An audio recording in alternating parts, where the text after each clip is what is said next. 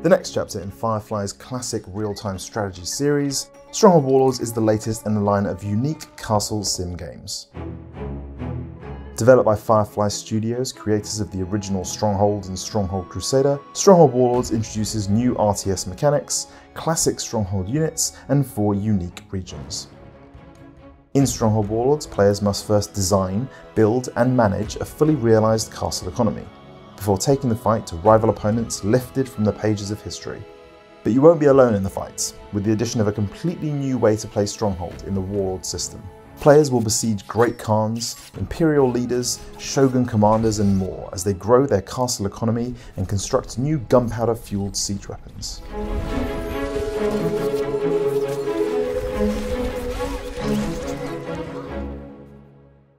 Taking players from the jungles of Vietnam and the Mongolian steppe to the warring states of China and finally feudal Japan, this new setting is built into each aspect of our castle sim gameplay.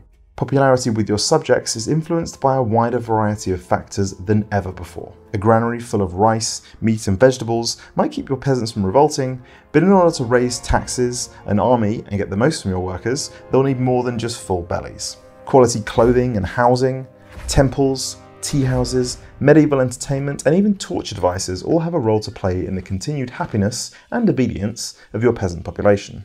Fail to stay on their good side and peasants will abandon the player, leaving you without farmers, blacksmiths, diplomats, and indeed soldiers with which to defend your keep. Introducing new cultures, mechanics, and historical detail to the series for the first time, Warlords is built around the central Warlord system, a grand strategy mechanic that allows players to recruit, upgrade, and command 8 unique warlords across the battlefield. Once under your command, either through force or diplomacy, I serve a new master. My army is ready.